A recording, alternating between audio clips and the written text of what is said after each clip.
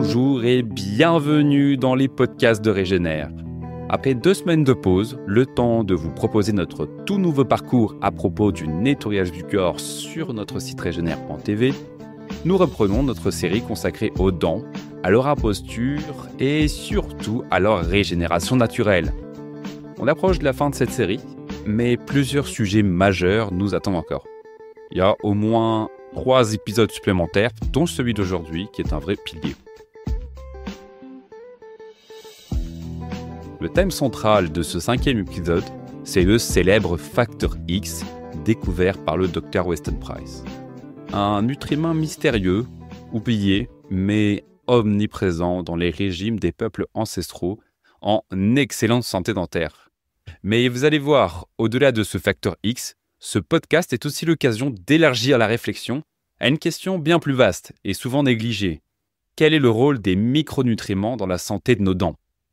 Quelles sont les clés nutritionnelles qui permettent de reminéraliser, renforcer et même régénérer naturellement notre structure dentaire ? Le facteur X découvert par le Dr Weston Price dans les années 30 était un mystérieux nutriment qui semblait omniprésent dans les régimes des peuples ancestraux en parfaite santé dentaire. Mais de quoi s'agit-il exactement ? Pourquoi le facteur X était-il si précieux ? Comment la science moderne l'a-t-elle relié à la vitamine K2 ? Est-ce qu'il est possible d'en produire soi-même ? Et où en trouver dans notre alimentation ? Plus largement, quelles carences micronutritionnelles nous exposent aux caries et aux dégénérescences dentaires ? Autant de pistes passionnantes à la croisée de la tradition ancestrale de la biologie moderne et de notre capacité à reprendre activement le contrôle de notre santé dentaire. Et c'est le sujet de ce podcast. Alors installez-vous bien, on commence. Et avant de rentrer dans le vif du sujet, on voulait vous dire un petit mot. Parce qu'on lit tous vos commentaires, vraiment, tous. Merci pour votre enthousiasme, vos partages, vos retours. Ça nous touche énormément et ça nous motive à continuer, à creuser, à transmettre, à rendre tout ça vivant. Et d'ailleurs, merci à celles et ceux qui nous disent, avec beaucoup de franchise, que le ton est parfois un peu monotone. Oui, on l'a lu et oui, ça pique un peu, mais c'est précieux. Parce que tout le monde n'est pas un narrateur né, vraiment pas. On apprend en marchant, en parlant, en respirant et grâce à vous, on s'améliore vraiment. Et puis, on ne pouvait pas finir sans mentionner celle-là. Oui, on a vu passer quelques commentaires un peu intrigués qui se demandaient « Mais attendez, c'est pas une intelligence artificielle qui parle là ?» Franchement, on a hésité à répondre en binaire juste pour le plaisir. Non mais, promis, il y a bien un cœur humain derrière ce micro avec des cordes vocales. Moi, j'en ai personnellement. Et oui, c'est vrai, avec des pauses un peu trop longues parfois. Un ton peut-être trop plat, c'est vrai, j'en suis désolé. On va tout faire pour s'améliorer. Mais on ne sort pas tous de l'école de théâtre, vous savez. Et non, on n'a pas, en tout cas pas encore, engagé Morgan Freeman pour la voix off. Mais bon, ça viendra peut-être. Mais ça fait partie de l'aventure. On apprend, on teste, on s'améliore grâce à vous. Et on adore cette connexion vivante, cette vraie interaction. Alors oui, s'il vous plaît, continuez à commenter, à partager, à réagir. Même si c'est pour dire « c'était super, mais change de micro par pitié ». On prend tout avec humour et surtout avec gratitude. Bon alors, c'est parti pour l'épisode du jour. Weston Price et la quête du facteur X. Facteur X, quel mystère. Là, il y a du suspense. Remontons au début du XXe siècle. Dans une Amérique en pleine mutation industrielle, un homme s'interroge. Le Dr Weston Price, dentiste de formation, humaniste dans l'âme, voit défiler dans son cabinet des générations d'enfants avec des mâchoires de plus en plus étroites, des dents de travers, des caries précoces et des maladies chroniques de plus en plus fréquentes. Ce constat le bouleverse, car à cette époque, on commence à penser que ces troubles sont inévitables, génétiques. Pourtant, au fond de lui, Price n'y croit pas. Il pense qu'une autre cause plus profonde, plus universelle est à l'œuvre, notre alimentation moderne. Végétarien dans sa jeunesse, par conviction éthique et hygiéniste, il se questionne lui-même sur ses choix. Ses propres observations cliniques ébranlent peu à peu ses certitudes. Il voit des enfants élevés sans produits animaux, souvent carencés, avec des problèmes osseux et dentaires marqués. Il commence alors à remettre en question certaines idées, cherchant non pas à prouver une théorie, mais à comprendre la réalité. C'était dans cet état d'esprit qu'il entame, dans les années 1930, une série d'expéditions à travers le monde. Son but, identifier les clés d'une santé dentaire parfaite, celle qu'il ne voit plus dans le monde civilisé. Il voyage chez les Écossais des Highlands, les Suisses des vallées isolées, les Inuits, les Indiens d'Amérique, les peuples polynésiens, les Maasai d'Afrique, etc. Et à chaque fois, il compare deux groupes. Ceux qui vivent selon les traditions ancestrales et ceux qui ont adopté une alimentation moderne, faite de sucre raffiné, de farine blanche, de conserve, d'huile industrielle. Et les résultats sont saisissants. Chez les peuples restés fidèles à leur tradition alimentaire, il observe des mâchoires larges, des dents parfaitement alignées sans orthodontie, quasiment aucune carie, des os solides, des visages bien développés et une santé globale exceptionnelle. À l'inverse, dès qu'un peuple adopte l'alimentation moderne, en une seule génération, il voit apparaître caries, déformations dentaires, troubles ORL et maladies dégénératives. Ce qui frappe le plus dans les observations de Prince, ce n'est pas seulement l'absence quasi totale de caries chez les peuples traditionnels, c'est la structure entière de leur squelette, leur équilibre facial, leur développement osseux global qui témoigne d'une santé profonde. Leurs mâchoires sont larges, bien formées, laissant la place à toutes les dents, y compris les dents de sagesse, sans encombre, sans extraction et sans orthodontie. De même, le palais est haut, les sinus dégagés, la respiration nasale fluide. Leur posture est droite, le regard vif. Tout leur être exprime un équilibre intérieur profond, comme si la nutrition avait non seulement nourri leur corps, mais aussi guidé sa forme, son intelligence structurelle. Ces corps ne sont pas seulement exemples de maladies, ils incarnent la santé dans sa plénitude. Alors, une question d'obsède. Qu'ont ces peuples dans leur alimentation que nous avons perdu? Il analyse les aliments, il compile les observations. Et là, par corrélation, il découvre un nutriment mystérieux, présent dans le beurre de vache nourri à l'herbe au printemps, dans le foie, les œufs de poisson, les jaunes d'œufs, les abats. Ce composé, liposoluble et puissant, semble être selon lui l'un des piliers invisibles de la santé osseuse et dentaire. Il l'appelle le facteur X. À l'époque, il est incapable de l'identifier précisément, mais il est convaincu de son importance vitale pour la croissance harmonieuse du squelette, la solidité des dents et même l'équilibre émotionnel. Ce n'est que bien plus tard, des décennies après sa mort, que la science moderne mettra un nom sur ce facteur mystérieux, la vitamine K2. Une vitamine liposoluble, essentielle à la reminéralisation, à la distribution correcte du calcium dans l'organisme et à la prévention des dépôts calcaires dans les tissus mous. Ainsi, le Dr Price, sans les outils moléculaires d'aujourd'hui, avait déjà entrevu l'un des secrets fondamentaux de la régénération dentaire naturelle. Si le calcium est le matériau de construction des os et des dents, la vitamine K2 en est le maître d'œuvre.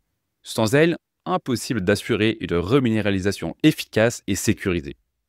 La vitamine K2 joue un rôle clé dans la distribution intelligente du calcium dans le corps. Elle agit comme un véritable chef d'orchestre, guidant ce minéral précieux là où il est bénéfique et l'empêche de s'accumuler là où il peut devenir nocif. Elle favorise la fixation du calcium dans les dents et les os, renforçant ainsi leur structure et leur résistance. Elle empêche le calcium de se déposer dans les tissus mous, comme les artères ou les reins, prévenant ainsi les calcifications pathologiques souvent associées à des troubles cardiovasculaires ou rénaux. Ce pouvoir vient de sa capacité à activer des protéines spécifiques dépendantes de la vitamine K2, notamment l'océocalcine, qui dirige le calcium vers la dentine et l'émail, et la MGP, Matrix Glyprotein, qui empêche son dépôt dans les parois artérielles. Sans vitamine K2, le calcium peut devenir un élément dont on pourrait dire qu'il sera mal dirigé. Il se fixe mal dans les dents, compromettant sa reminéralisation naturelle de l'émail. Il risque de s'accumuler dans les artères, favorisant l'athérosclérose et d'autres complications silencieuses mais graves. Pour simplifier, pour une bouche en pleine santé, des dents solides et un système cardiovasculaire protégé, la vitamine K2 est tout simplement indispensable. Alors à ce stade, on peut légitimement se poser la question de savoir où trouve-t-on la vitamine K2. La vitamine K2 ne se présente pas sous une seule forme, mais en plusieurs variantes. Toutefois, deux d'entre elles se distinguent par leur impact majeur sur la santé dentaire, la MK4 et la MK7. Alors la MK4, c'est la forme animale rapide et puissante. Elle est naturellement présente dans le beurre de pâturage, le foie, les œufs et certaines viandes. La MK4 est une forme très active de la vitamine K2. Son action est rapide, mais elle reste peu de temps dans l'organisme, ce qui implique un apport régulier pour en maintenir les bienfaits. La MK7, elle, c'est la forme fermentée, stable et durable. On la retrouve dans les aliments issus de la fermentation, comme le natto, le soja fermenté japonais, les fromages affinés ou encore la choucroute. Sa particularité, elle a une excellente stabilité et une longue durée de vie dans le sang, ce qui permet une action prolongée dans le métabolisme du calcium. Les deux formes agissent en synergie pour guider le calcium vers les dents et les os, tout en empêchant sa mauvaise répartition. Les populations étudiées par Price consommaient naturellement ces aliments riches en K2, assurant ainsi la minéralisation de leurs dents sans besoin d'intervention dentaire.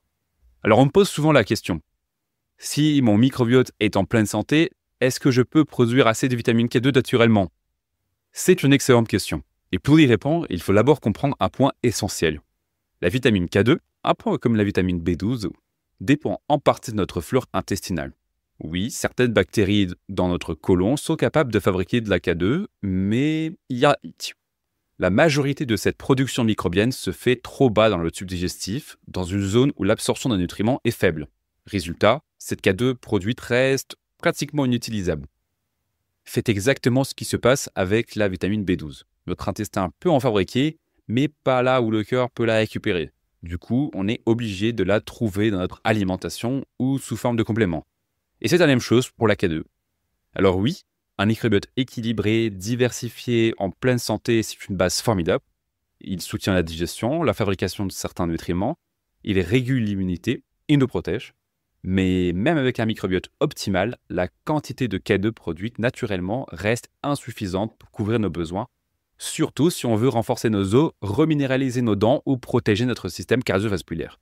Donc la conclusion est simple. Pour bénéficier pleinement des effets de la vitamine K2, on doit absolument veiller à en consommer régulièrement à travers des aliments fermentés, des graisses animales de qualité ou des compléments bien choisis, en particulier dans les périodes clés de la vie, croissance, grossesse, régénération, vieillissement, etc.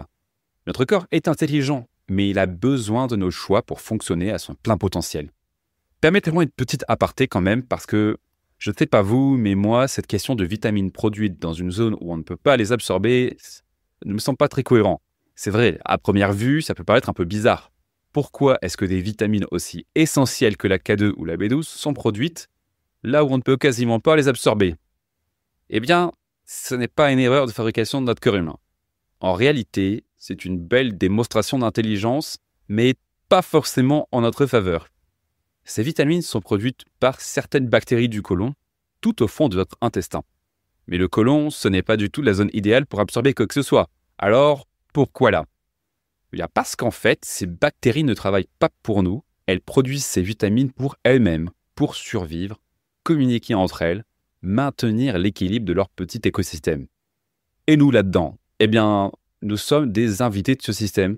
Et ce que notre corps attend depuis toujours, c'est que ces vitamines-là viennent de notre alimentation. Dans un mode de vie ancestral, ça ne posait aucun problème. On mangeait des produits animaux élevés naturellement, des aliments fermentés, non stérilisés, plein de vie.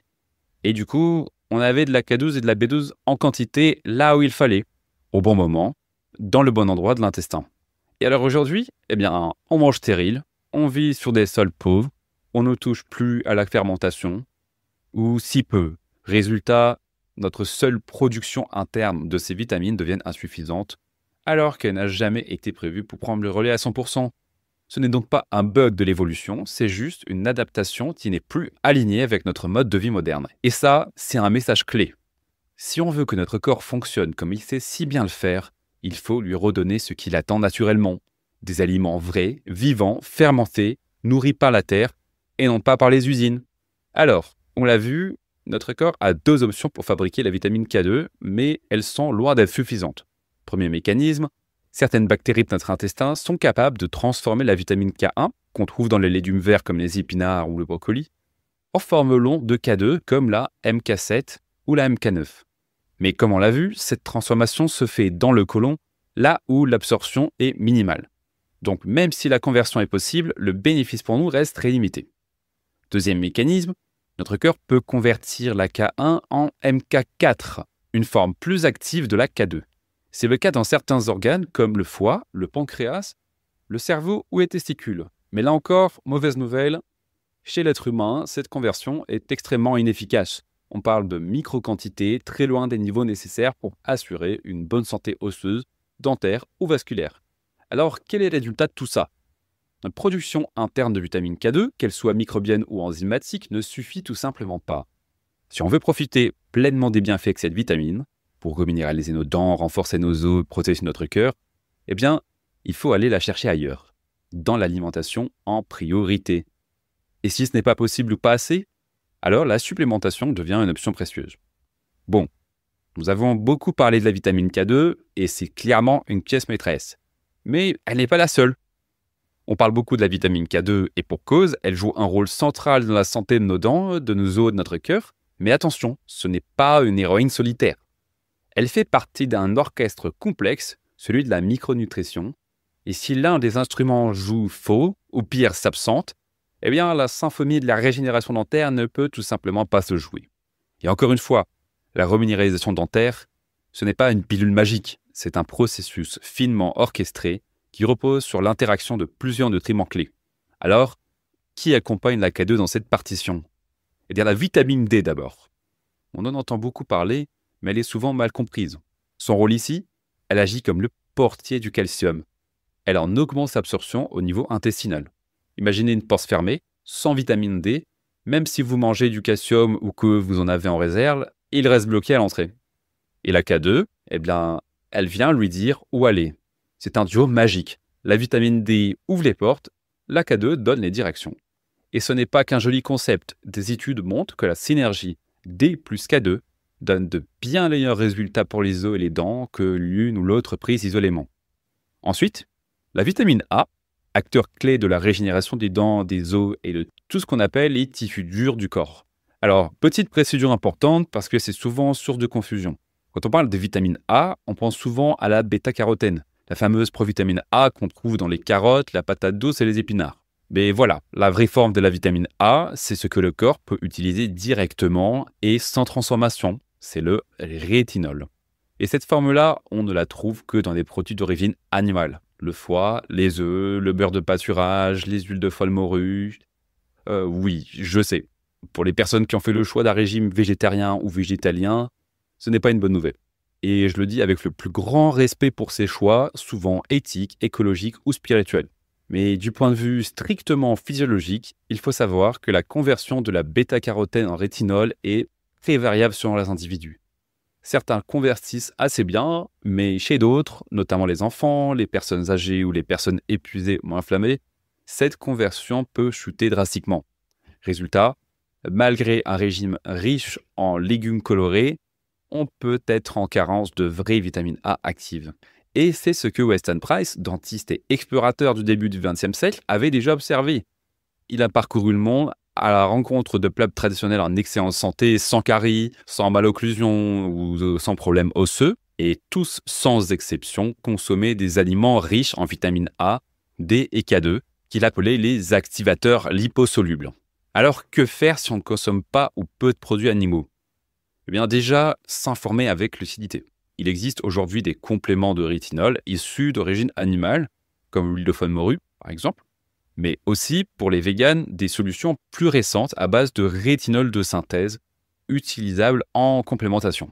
Et surtout, faire vérifier ces niveaux, particulièrement en cas de fatigue chronique, problèmes de peau, faiblesse osseuse ou fragilité dentaire.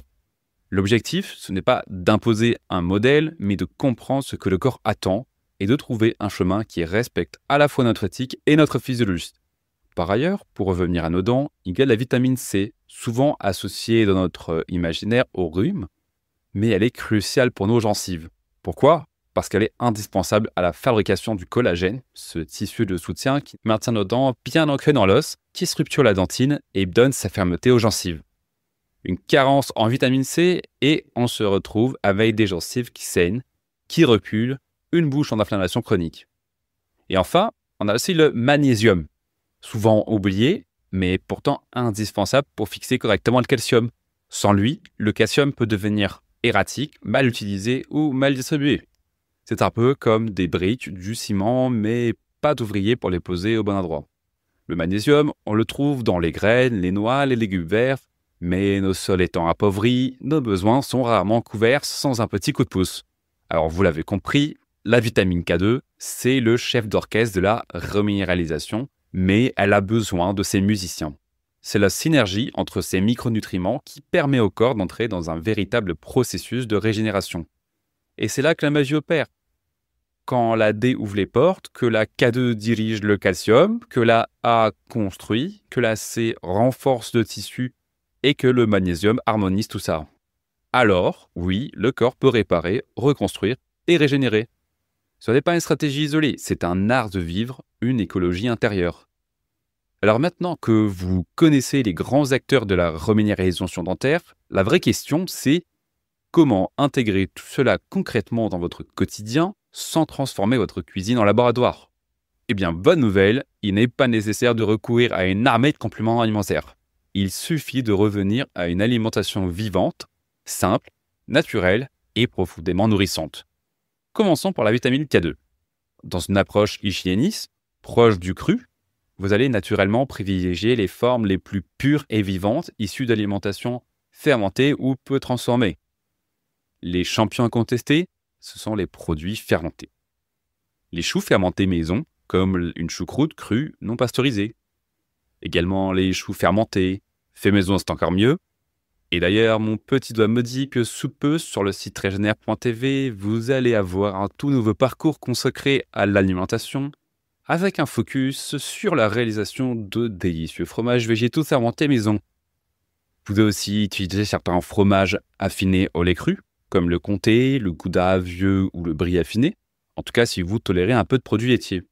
Et vous avez aussi les légumes lacto-fermentés, préparés chez vous, riches en enzymes et parfois porteurs de petites quantités de K2, selon les souches utilisées. Pour la vitamine D, elle, eh bien, vous la trouvez dans la lumière du jour. C'est l'une des plus belles ressources naturelles à notre disposition. 20 à 30 minutes d'exposition au soleil, bras et visage découverts suffisent souvent pour maintenir un bon niveau, en particulier en printemps et en été. Mais attention, l'exposition doit être directe, sans crème solaire ni vitre entre vous et le soleil. Et en hiver, me direz-vous, ou si vous vivez dans une région peu ensoleillée, eh bien, dans ce cas-là, une complémentation ponctuelle en D3 d'origine végétale, bien choisie, peut être envisagée, toujours dans une logique de soutien temporaire. Et maintenant, parlons de la vitamine A. Ici, les choses se corsent un peu pour ceux qui suivent une alimentation exclusivement végétale. En effet, dans les végétaux, vous trouverez du bêta-carotène, une forme précurseur de la vitamine A, mais ce n'est pas du rétinol, la forme directement active et utilisable par le corps. Cela dit, vous pouvez optimiser la conversion de ce bêta-carotène en rétinol avec quelques astuces simples. Associez toujours vos légumes colorés à une matière grasse de qualité, huile d'olive vierge, avocat, noix de coco crue, et choisissez des fruits et légumes bien mûrs, bien colorés, et mastiquez-les longuement pour activer la digestion dès la bouche. Cependant, soyez conscient que cette conversion varie énormément d'une personne à l'autre. Elle peut être efficace ou très faible selon votre terrain, votre âge ou votre niveau de vitalité. Dans certains cas, une source directe de rétinol, même minime, peut s'avérer précieuse. Des produits animaux de qualité, peu ou pas transformés, pour le dire simplement. Si on parle maintenant de la vitamine C, elle, c'est une grande alliée des fruits et des légumes. Elle est partout dans le vivant frais. Dans les agrumes fraîchement pressés, les poivrons rousses crus, les baies sauvages, ou encore dans les herbes aromatiques fraîches comme le persil ou la coriandre. Un jus d'orange du matin, un smoothie vert ou même une simple salade colorée et vos besoins en vitamine C sont rapidement couverts de façon naturelle et biodisponible. Et pour le magnésium, là aussi, la nature regorge de trésors. Les feuilles vertes foncées comme les épinards, les blettes, la roquette, les graines de courge, le sésame, les oléagineux trempés et même le cacao cru si vous en consommez avec modération. Vous le voyez, il ne s'agit pas d'accumuler des produits exotiques ou des compléments à outrance. Il s'agit de revenir à une alimentation enracinée, simple, vivante, adaptée à votre biologie. Quand vous mangez des aliments crus, mûrs, fermentés, exposés au soleil, riches en couleurs et en énergie, vous donnez à votre corps exactement ce dont il a besoin pour activer ses mécanismes de régénération. Voilà, la santé, c'est pas un protocole rigide, c'est une écoute, un art du rythme, une reconnexion à l'intelligence du vivant. Alors, la conclusion de cet épisode, c'est quoi? Tout simplement que Weston Price avait raison. Oui, ce dentiste un peu marginal pour son époque, qui sillonnait la planète à la rencontre des peuples traditionnels, et nous a légué un véritable trésor. Une compréhension profonde du lien entre alimentation ancestrale et santé dentaire naturelle. À une époque où les caries explosaient dans les pays industrialisés, il observait des populations sans brosse à dents, sans dentifrice, sans dentiste, mais avec des sourires parfaits, solides, vibrants de vitalité. Et qu'est-ce qu'il a découvert?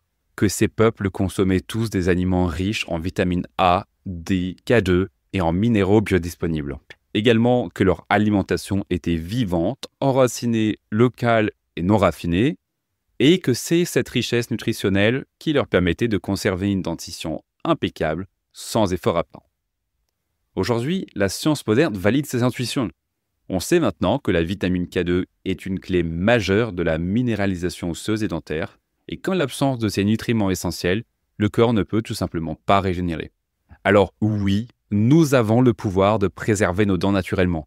Mieux encore, nous avons le pouvoir de les régénérer si nous leur offrons les bons matériaux au bon moment dans une alimentation qui respecte la vie autant que notre biologie. Eh bien, merci de tout cœur pour votre écoute. Si cet épisode vous a parlé, vous a inspiré ou donné envie d'agir, partagez-le autour de vous. Et bien sûr, abonnez-vous pour ne rien manquer des prochaines découvertes que nous explorons ensemble. Retrouvez aussi toutes nos formations, parcours, podcasts et contenus exclusifs sur régénère.tv, rgnr.tv, votre espace dédié à la régénération naturelle. Et on se retrouve la semaine prochaine pour un nouvel épisode passionnant et vibrant sur les secrets de la régénération naturelle dentaire. Bonne santé, belle régénération et à très vite.